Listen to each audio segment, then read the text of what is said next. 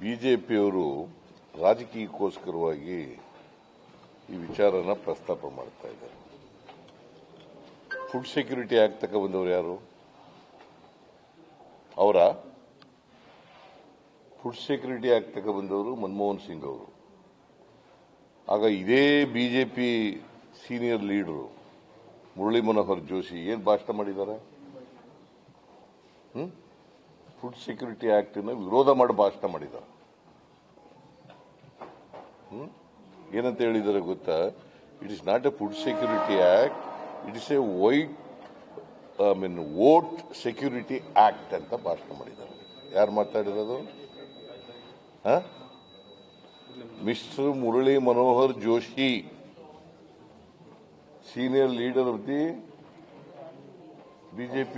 When this act was introduced in the parliament, in Rajya Sabha, he made this comment and called Food Security Act as Vote Security Act.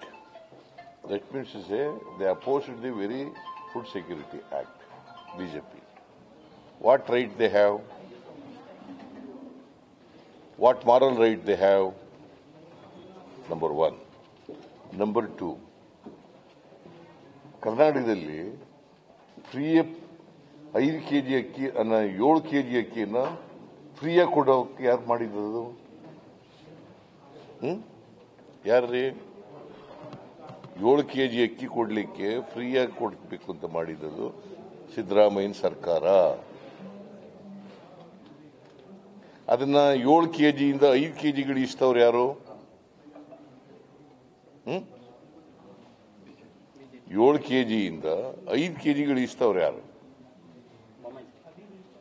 Mister Yediyurappa. Mister Ashoka was in his cabinet.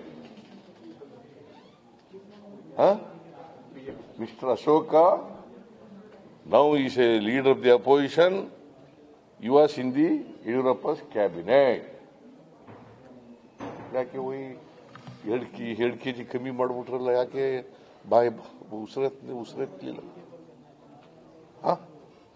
BJP ಅವರು ಯಾಕೆ ಮಾತಾಡಲಿಲ್ಲ? ಯಾಕೆ 2 KG ಕಡಿಮೆ ಮಾಡಿದ್ರು? ನೀವು ಕೇಳಬೇಕು. ನೀವು ಕೇಳೋದಿಲ್ಲ. ಇವೆಲ್ಲ ನೀನು ಇತಿಹಾಸ ಮರ್ತು ಬಿಡ್ತೀರಿ ನೀವು. ಅಲ್ಲ ಹೇಳಮ್ಮ, ನೀನ್ ಯಾವತ್ತಾರು ಕೇಳಿದ್ಯಾನಮ್ಮ? 7 ಕೆಜಿಯಿಂದ 5 ಕೆಜಿಗೆ ಯಾಕೆ ಇಳಿಸಿದ್ರಿ ಅಂತ ಕೇಳಿದ್ಯಾ?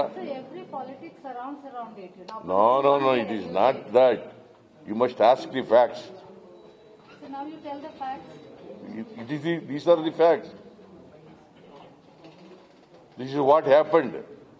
This is BJP people who opposed the Food Security Act, none other than Murali Manohar Joshi, who is a senior leader, tall leader of the BJP, who opposed the act and called this act as Right Security Act. I mean Right Security, Vote Security Act. Vote Security Act. And they have reduced from 7 kgs of rice, which I was giving, to 5 kgs. Why? ಬಡವರ ಬಗ್ಗೆ ಬಹಳ ಮಾತಾಡೋದು ಬಹಳ ಸುಲಭ.